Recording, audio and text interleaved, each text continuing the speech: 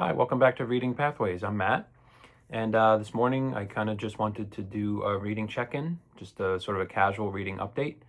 Uh, just update you on sort of what I've been reading, where I'm at with that, one thing I finished, and a couple things I grabbed from the library this weekend that sort of tie into some reading and some reading choices. So let's just jump into it.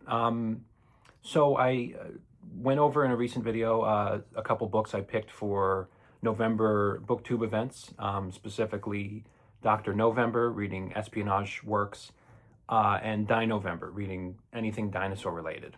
So the books I picked for that I am working on. So first for uh, Dr. November, we have A Perfect Spy by John Le Carre. And this focuses on the main character, Magnus Pym, who in the current present day in this book is a veteran spy who's been working with the quote unquote firm for many years, but he has sort of now taken up residence in this little inn kind of thing with this old elderly landlady. And we know as the readers that that's where he is because the book opens with him there. And she doesn't know who his real identity is. She calls him a different name, Mr. Canterbury, I believe. But he's basically vanished and he's taken up residence at this place. And what you realize as the book starts unfolding is he's writing a memoir, I guess, or he's writing an account of himself over the years, including details on his father, who was also kind of his predecessor, and he was a spy in his own right. And he's writing this to his son, who is in the book a little bit so far, and but it kind of was difficult at first to get a grasp on exactly who the tale was being told to and by at certain occasions, because it does flip back and forth between character perspectives, even though it's from Magnus's perspective most often so far. It does sometimes do the perspectives of his wife, Mary. Sometimes it does the perspective of sort of his best friend, I would say, or his mentor, Jack Brotherhood, which is an interesting name. And there actually is a funny little quip in the book when Jack introduces himself to someone and says, "No, for real, that's really my name, Jack Brotherhood." So it's from his perspective occasionally, and he's one of the ones that is tracking Magnus and trying to piece together where he might be and why. But it's kind of interesting. It definitely took. So I'm about halfway through this. You can see there I'm on 239. So I'm almost exact. I'm about halfway through, and yeah, it's been really good so far. The only thing is, it was tough at first to get a handle on exactly how this book was being written structurally. The writing from Le Carre is definitely sharp and engaging and very espionage, tinted a lot of the time. But structurally, it was tough at first to get a handle on how it was being told, because I didn't realize for a little while that Magnus, the main character, was sort of writing the story as the narrator to his son. But so there's references to like, "Tom, let me tell you about what happened the next day." And first I didn't know who Tom was. I didn't know who the narrator was speaking to and who the narrator was. But then it starts becoming clear. So yeah, so far, I think at this point we've been introduced to two of the major characters that the Dust Jacket references as sort of like the two main friend companion type people to Magnus in his career. And one of them is Axel, who Magnus meets, and he tells you the story of his meeting Axel in part of the writing he's doing, when there was a period in Magnus's past when he took up residence at this sort of communal home, almost, this in Germany. No, I'm sorry, in Switzerland. And it's the head of household guy is this sort of funny, jovial kind of guy who just lets artists and writers and people and whatnot live in his home and sort of commune together. So this is the setting in which he meets this character Axel. And the scene when he met Axel was so funny. I mean, he went down in the dark, dingy basement to do his laundry, and as he's turning around, there was a shadow sitting in a chair in the corner who just kind of croaked out a, who are you kind of thing, and then, it was this creepy sort of introduction to Axel. But then they end up befriending each other, and so that's kind of around the part where I'm at now. But yeah, so definitely happy I picked this one up for the month, and we'll be continuing with it. For Dinovember, I picked up Dinosaur in a Haystack by Stephen Jay Gould. Since the time of starting to read this and being introduced to who Stephen Jay Gould was, I have definitely gone down a little bit of a rabbit hole and watched some old interviews with him, and he was just such an upbeat, intelligent, but approachable sort of personality, and that definitely comes through in the writings here. This is just a collection of essays, so it's just one after the other, but they are grouped together by theme. They're tied together by sort of a little bit of a thematic content. So far I've read 123 pages, so I'm maybe, between a quarter and a third of the way through this, roughly. Definitely enjoying it. Some of the scientific writing, when he talks about like sort of the evolution of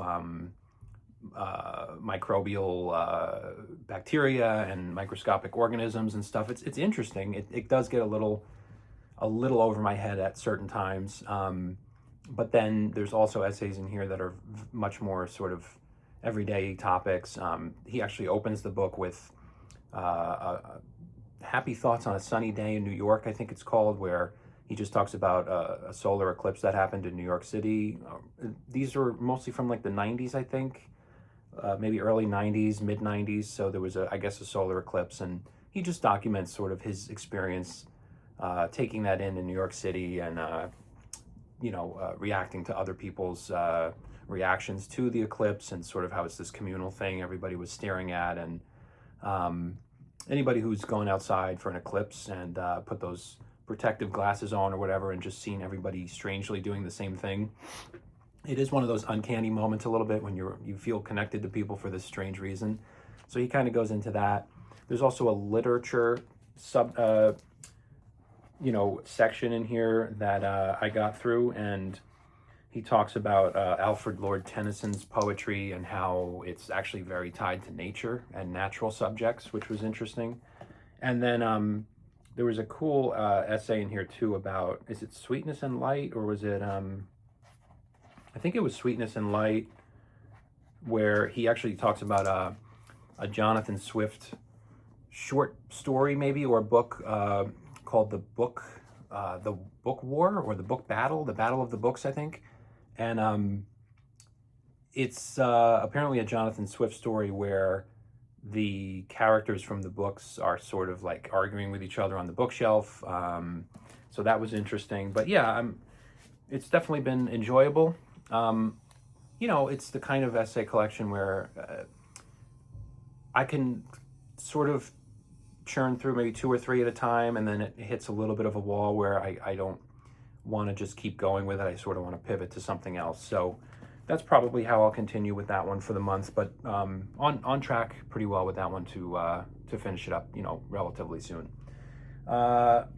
So for a completed book, this is an oddity. This is a Reading Pathways oddity for myself, and so this was a kind of a vestige of a project that I thought about doing regularly earlier this year. I talked about it in a video around that time.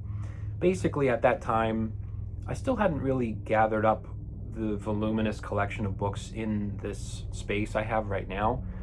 So I was still a little more open to these sort of tangential and just whim reading projects. And one of them was going to a university library that I work near in my free time, and sort of just exploring their collection, which is vast and insurmountable.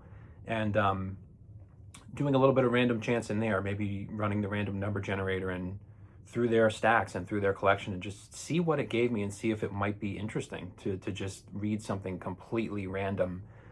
from a space like that. And so I did that. I read like maybe a third of this book in the library at the time, and then I found a PDF of it to finish on my Kindle, and it's been loaded on my Kindle ever since. And it is a religious study, a very academic sort of book. It's almost more reads like a academic, I don't know, dissertation or something like that, but it's Corporate Responsibility in the Hebrew Bible by Joel S. Kaminsky. First on the title. So the title, I don't know if it threw me or if it's something I didn't really have a grasp on, but I can almost give you a translation of this title that I think when reading this made it a little more accessible and digestible.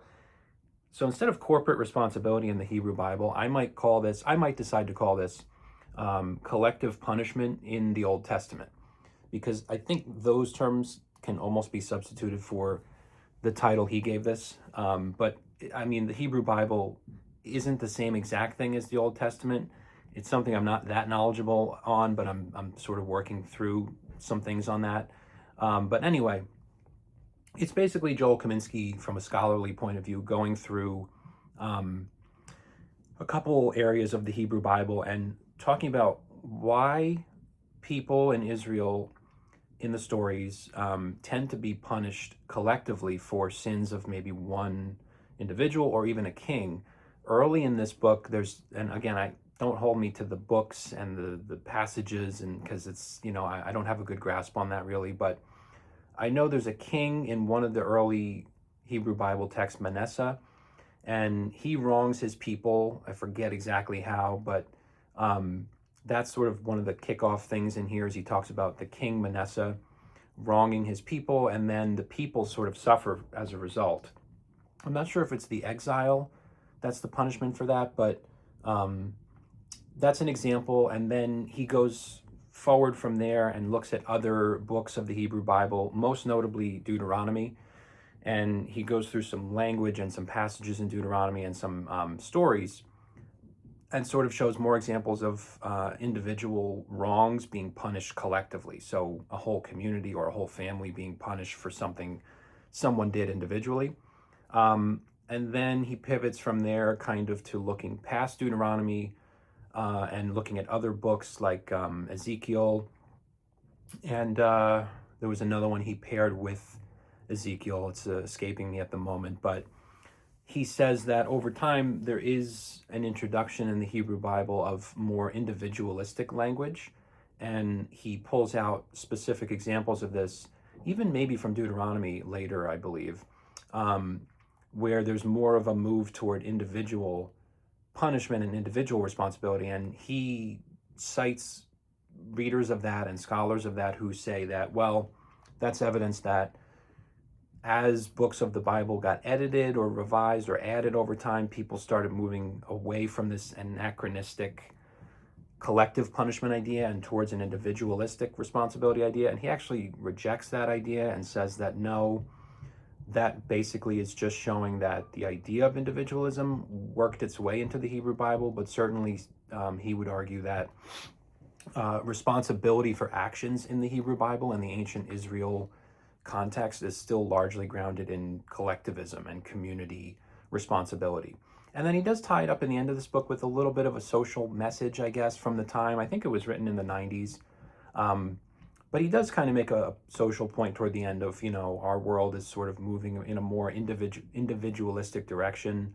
And, maybe that's not the best thing. And so looking at some of these ancient texts and seeing how communal responsibility was taken very seriously in these and was prioritized a lot of the time might offer some wisdom in the modern day to maybe looking at life towards a little bit more of a communal perspective versus individual. So corporate responsibility in the Hebrew Bible. This was a random number generator pick from a university library. It had been sitting on my Kindle for a long time after I read a third of it in the physical book, and then I chipped away at it here and there if I just, had a moment or two and was kind of interested in it, and I finished it. So, yeah, it was worth reading. I learned a lot from it. I wouldn't say it's necessarily like a edge of your seat type reading. It's more scholarly format, but nevertheless, I'm open to basically something like that every now and then, just as a sort of a learning project, and it definitely fulfilled that for me. So, um, and I noticed, upon reading that it kind of does tie into a couple other things. Like, I read The God Delusion recently, a couple books ago, and I talked about this, and there's a lot of discussion in here about the Old Testament, especially on punishment. In here, Dawkins is criticizing it. Obviously, he's looking at a vengeful and, a raging, murderous God in the Old Testament. But nevertheless, that is a popular discussion topic across many different areas. And then I have another book on the shelves here, God, a Biography. This has been recommended by a lot of people as a religious related book that's just fascinating to read. And here it says, using the Hebrew Bible as his text, Miles shows us a God who evolves through his relationship with man, the image who in time becomes his rival. So it's trying to dissect God as an actual character and a person, and see if they can biographically sort of sketch him out. And, I've heard a lot about that book. I don't know when I'll get to it, but it kind of plays off the idea in this little corporate responsibility in the Hebrew Bible. It's looking at Yahweh. It's looking at the kings of ancient Israel, and basically looking at their relationship with the individual low-level person, and sort of discussing whether there's responsibility flowing back and forth, or it's just an individualistic thing. So, yeah, that was an odd one, but interesting reading. Okay, so then the last part of this update will be, I went to the library over the weekend, and I grabbed a couple things that sort of tie into some reading choices and some following up on some series, that type of thing. So let's start with, in my recent video, I went ahead and ran the random number generator through my shelves in here to pick my next read, like just standalone read separate from BookTube reading events or anything like that. And it landed on Anne Rice, Queen of the Damned. But looking into this a little further after it got chosen, it really does seem like this shouldn't be the entry point to the Anne Rice vampire books. It's the third book in the Vampire Chronicles. And, it seems like the story develops as it goes. It seems like it probably shouldn't be the entry point. So when that happens, I will divert from the randomness, because it doesn't make sense to just jump in with this if I'm interested in reading the saga, as a whole. So what I then did is I put a hold in Libby from my library on the first book, Interview with the Vampire. But there was quite a waiting list on that, I think 2 or 3 people, and it looked like I wouldn't have access to it on the Kindle for probably 3 or 4 weeks, maybe more. So then when I was in the library, I did say, well, why don't I just see if I can grab the actual copy? And so they had it, Interview with the Vampire by Anne Rice. So I have this now, and I think what I will do is just put it into the circulation, put it into the reading mix, because, like I said, the random number generator did pick Queen of the Damned as my next book, like separate from BookTube reading, Dr. November, that kind of stuff. But in this instance, I think it makes more sense to go ahead and start with this. So this could be a nice change of pace from some of the other reading I'm doing, maybe a little bit more thriller-esque, horror-esque, could be nice. And so I've always been curious about this book. And so now I have it, and hopefully I'll get through it during this month. And the other thing is, the second book in the series, The Vampire Lestat, is available through Libby. So I could go ahead and put that on my Kindle through Libby once I'm hopefully through with this one, and then maybe do both of those. And we'll see. We'll see which of these reading choices and which of these books grab me the most and keeps me moving through quicker. And I'll try to bounce back and forth accordingly. And then another library book I picked out, I'm hoping to just knock this one out as like not a palate cleanser, because I don't think the subject matter of this is bright and happy or anything like that, but I just mean a little maybe quicker. Maybe I can get through it in a day or two, something like that, just to have something to bounce back and forth and supplement with. So this is No One Is Talking About This by Patricia Lockwood. Grabbed this from the library. I came across a poem by her recently online, and I hadn't heard of her before, so I did a little bit of a Wikipedia and a little bit of research on her, and yeah, I came to realize that I just saw a bunch of her novels had been sort of really highly regarded, put on a lot of year-end best of lists and things like that. And I saw them discussed as sort of like a little bit surrealistic, and that seemed intriguing. So this one, no one is talking about this. Let's see, a genre-defying book.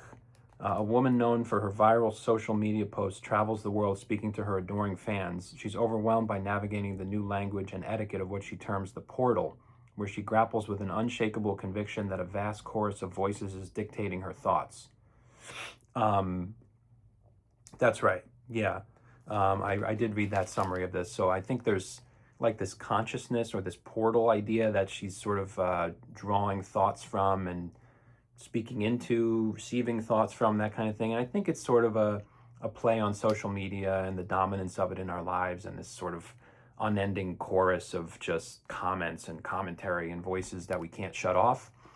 And especially intriguing to look at this because just this last month, I think September, apparently she released sort of a follow-up novel to this, which is called, I had it up before, it was called There's No One Else Like You, I think, or is there anyone else like you? I think it's one of those variations. Sorry about that. But yeah, it just came out in September, and I saw some good reviews about that too. So maybe knock this quick little thing out and see if I can maybe do one or two from Patricia Lockwood this month too, or in the next month or so. This one's only 200 pages-ish, and the pages are kind of spaced out, and the writing isn't that dense, it looks like. So it might be nice to just kind of supplement and read that one quickly. And then finally, I realized I didn't have any sci-fi or fantasy going at the moment.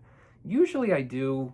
I try to, bounce the genres back and forth if I can, but I had a little bit of a heavier load of like BookTube event reading and just some other stuff I was finishing up this last few weeks and everything. So I really hadn't grabbed anything recently, but earlier this year I did read Ancillary Justice, the first book in the Imperial Rad,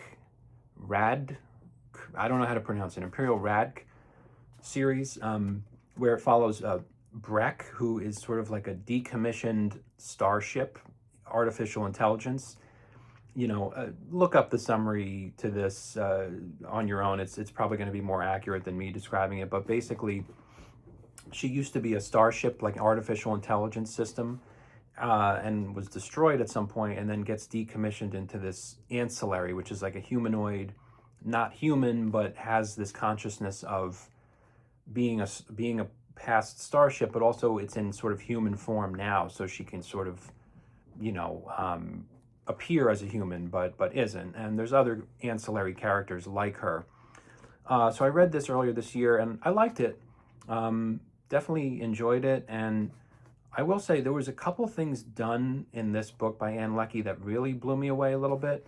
Overall, as a whole, the book didn't blow me away, but just a quick example. So the character, as I said, Breck, she kind of has this dual consciousness going on where she's aware of the fact that she used to be a starship, and so as a result, she retains the consciousness of being a starship. So she can sort of visualize and replay memories and events from that time period, but also while still retaining her current state as this ancillary.